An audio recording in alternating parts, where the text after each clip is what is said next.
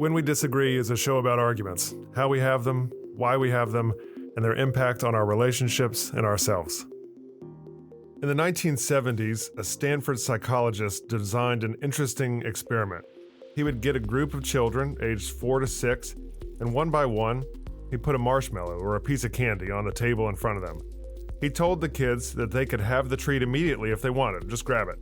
But if they waited 15 minutes and didn't eat the marshmallow or piece of candy, they could have a second treat. So there were all kinds of conclusions to be drawn about the kids who waited and then the kids who didn't. But what made this study most famous, most influential in the history of behavioral psychology actually didn't happen until well after the original study in the 70s, but later into the 80s and 90s.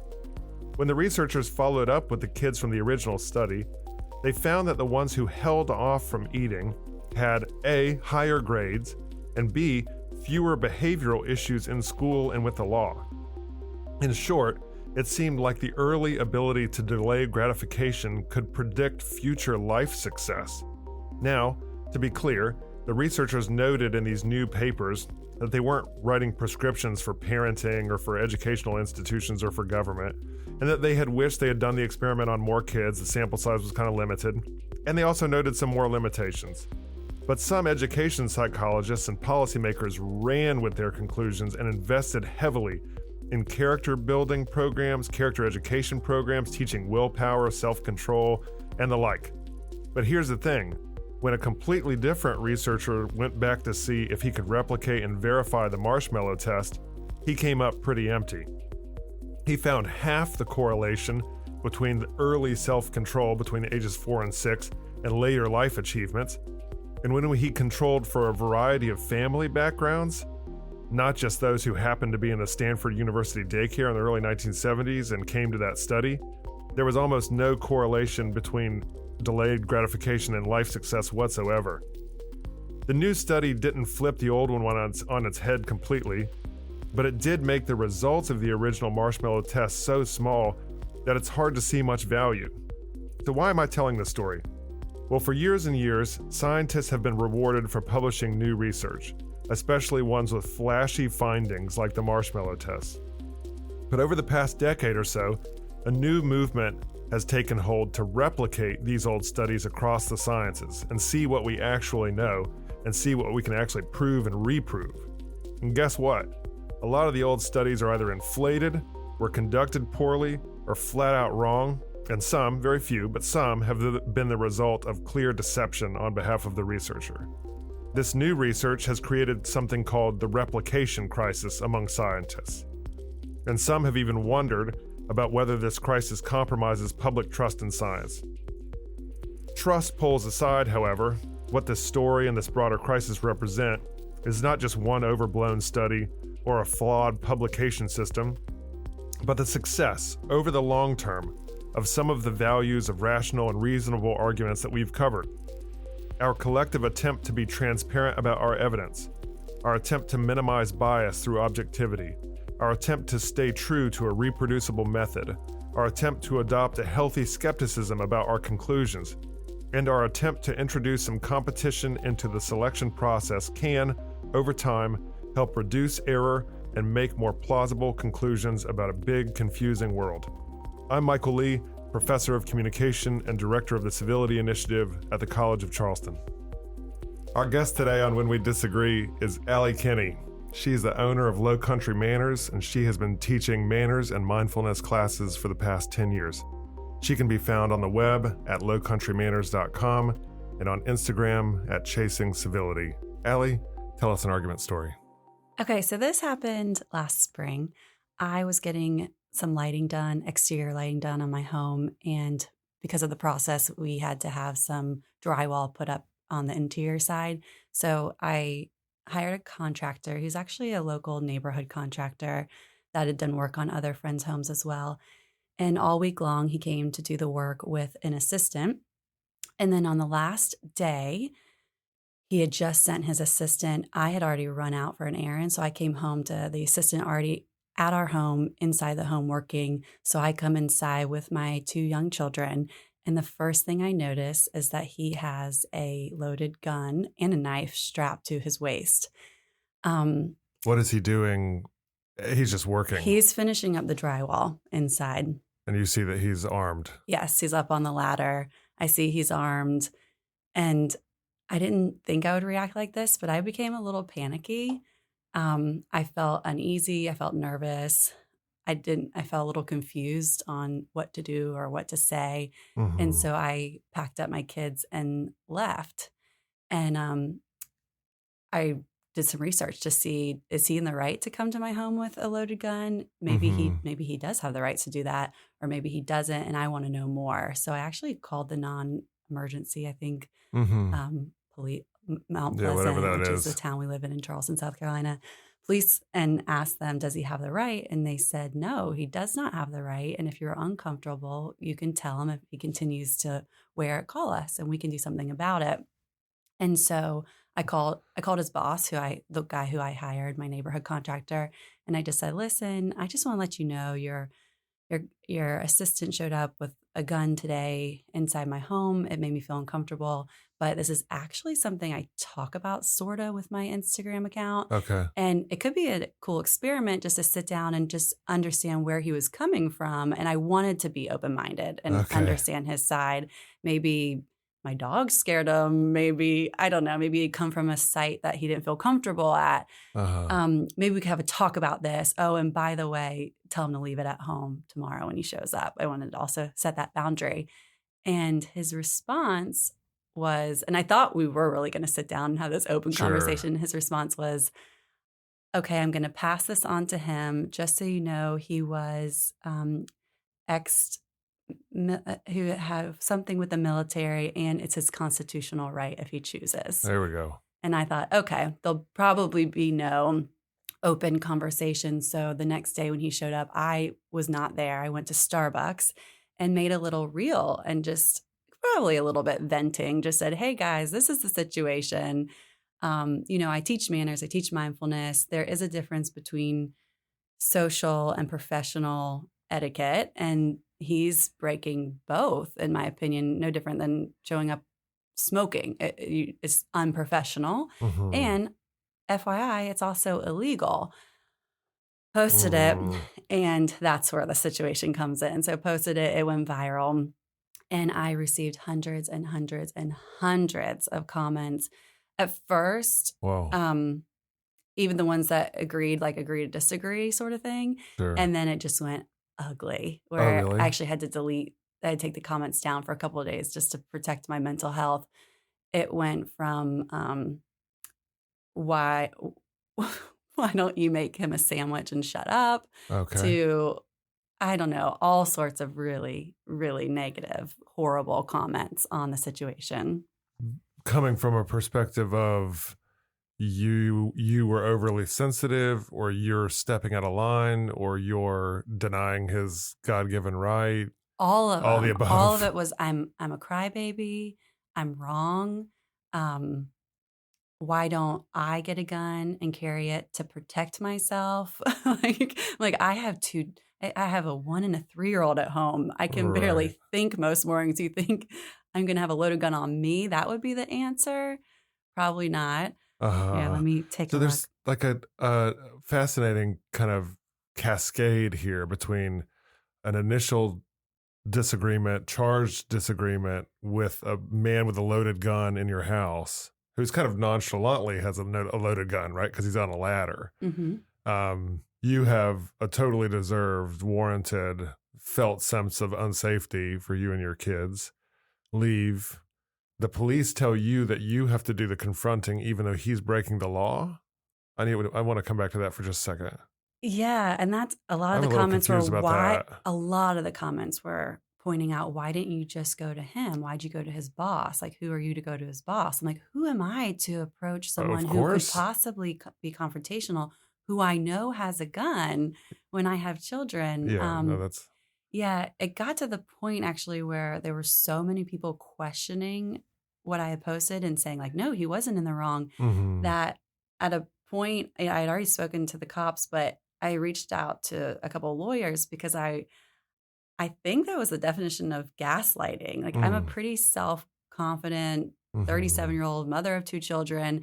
And I was starting to believe like these people that maybe they were right. And I think that's why this conversation Yeah, is important, because if I can fall victim to that, think about what adolescents are falling victim to every day on social media. that's right. And it's hard to sort of know with laws like, let's say, gun laws or something else, where these property protections, both for your home and somebody who's carrying personal property in the form of a weapon, change. Right? They Can you do, take they can you do take it? change. Yeah. Can you take it into work? Can you Yeah, take it into your car in the some parking lot places at you work? And can. that really changes in different localities And states. And and that's a states. lot of people didn't know I was posting from South Carolina. Right. And here, I believe some churches you can, some you can't, but schools, concert venues. I actually saw a sign outside your building at the Call to Charleston, Yeah. and private residence. Right. You cannot, or you have to express permission first. Right. And that's still just people, I guess, don't understand that or don't want to understand it. Yeah. Share some of the comments you were getting if you don't mind. Sure. I hope he used your bathroom and didn't flush. Wow. You are scared and weak if you are scared of a gun. Delightful. Finish the job yourself, Karen. And then this is a vomit emoji. That's what your platform is doing to me. Oh no, a gun. Suck it up, Cinderella. In the event of a home break-in, while he was there, you would have been safe. Your feelings are irrelevant. Shut up, lady. And that was just a And they're handful. just There's hundreds. tip of the iceberg. And in a moment, you thought that perhaps because you do work in this area around manners and mindfulness, etiquette, civility, you do trainings, classes, camps for children and some adults too. And then your Instagram account, which is quite popular, talks a lot about these issues of how people seeing the world from other people's point of view, giving charitable interpretations of situations, perhaps not being quick to rush to judgment and label somebody, and all of these kinds of lessons that we talk about on this show quite a bit. And in this moment, you think, well, there's a man with a gun in my home and I feel unsafe, period. And also, perhaps, maybe there's a conversation to be had here and we could talk about this and be mindful about it. I think I just finished an empathy lesson with my kids There you maybe go. that week before. And I'm thinking, oh, here's a perfect example for me to put myself in someone else's shoes. That's right. And then that becomes a non-starter for a variety of reasons. And then you think, well, I will then still talk about this issue on Instagram, hopefully in a way that can still inspire the discussion, even if it's not a bilateral dynamic between you and the man with the gun or his boss or the cops. And then that goes, let's say, with a lack of civility. Yeah, well, and then I think it becomes less about the gun and the law, even though that's important too, and more about what has happened on social media with our lack of diplomacy and this lost art to be able to disagree with being disagreeable. How's that Sure. Yeah. It's sort of like being comfortable, being uncomfortable, right? And being Right. agreeable, being in disagreement.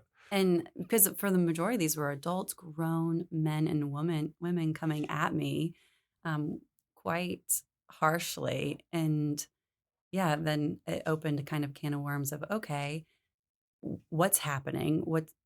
I always go to like hurt people or hurt others. So Right. what's going on with you? And then Yeah. how do I now navigate these comments, and what's the etiquette of responding to them? Do I or What did you don't I do? respond? I thought about it for a while. I didn't want to respond in the time because it would have been a heated response. So I took some time to think about it, and I responded kind of how I respond to my toddlers, which is the comments that I felt like I wanted to respond to. I just said, hey, similar to how I talk to my toddlers, I see you have big feelings about this. All feelings are acceptable. All behaviors are not. And cyberbullying is unacceptable, period.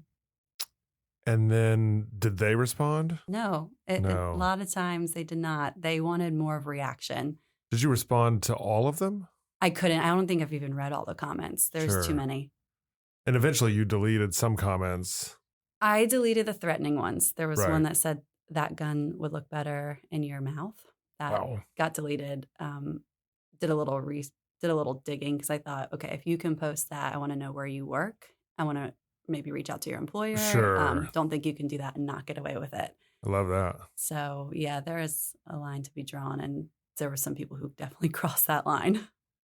Let's talk about you, because I have such curiosity about why people behave that way, but we can't get into all of their Mm-hmm. heads. And it sounds like there is a lot of them. So it would take quite some time. And we'd just be speculating about what's going on in the mind of the toxic internet troll on this issue.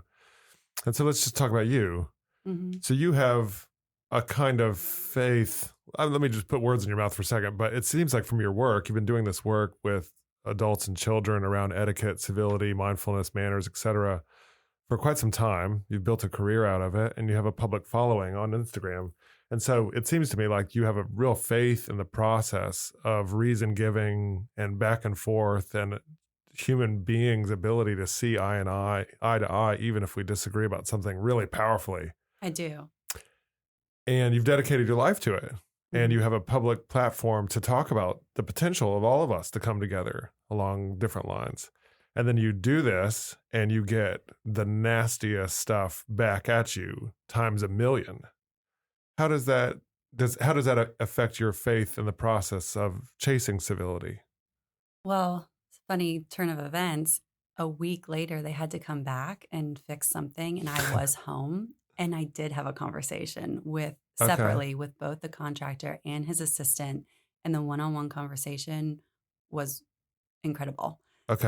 The assistant apologized from the bottom of his heart. He said, "I am so sorry. I would never have done that if I was thinking. I just wasn't thinking that morning." Mm. There was a situation in Charleston where I think it was a father and a child were at a construction site and one of them were shot and killed, and they brought that up. So that's been kind of a reasoning for them. They understood my reasoning. Hmm. Yeah, it was a good conversation after There all you of go. this, which if these commenters, that was the hard part. I'm like, the person who did it himself was even able to come around and come to terms and have a good civil conversation. Yeah. But you don't get that chance when it's on social media. Did you post about the reconnecting conversation? I edited the reel Okay. a couple weeks later, and I think I did say, and by the way, we had a conversation and it was great. We were Yeah. able to come to terms, and And the volume of commenters, they did die down. they died But down. that just, I think, happened. It's probably the longest amount of comments. And another people were like, "You're just trying to get followers. This probably didn't Sure. even happen." Which is Right. why I put the picture. I covered his head and neck, even down to his shoulders. But you do get accused of making it up, which is why I included a little image. But yeah, people said, "You're just trying to go viral, get followers." I Right. think I lost about 1,000 Wow. after posting that, but that didn't really discourage me from doing it. Did you get a volume of positive comments that Mhm. matched the negative Yes. comments at least? I did, especially in my DMs. Right. Hundreds of people Okay. reached out and support as well. Okay. All right. It's not just a avalanche of negativity. Right. So coming back to the faith thing, and I'll share this too, just having researched this for quite some time and practice it a bit on this show and in the community and on campuses, I can find lots of reasons to have a faith in the interpersonal process of depolarization, of bridge building, of connecting across lines of difference, of having healthy conflict, of promoting dialogue. If it's one-on-one, one-on-four, small groups, Hmm. I can find myself having an incredible amount of suspicion of our ability to do that at scale on TV, on YouTube, on social media. What are your thoughts, having done both, being a practitioner in both spaces? Yeah, definitely. Social media, it becomes its own kind of ugly monster sometimes, one-on-one, in person. I think you're definitely better off Mm-hmm. And why do you think that is? because people will hide behind their keyboards. I don't know why people kind of sometimes have the audacity to say what they say.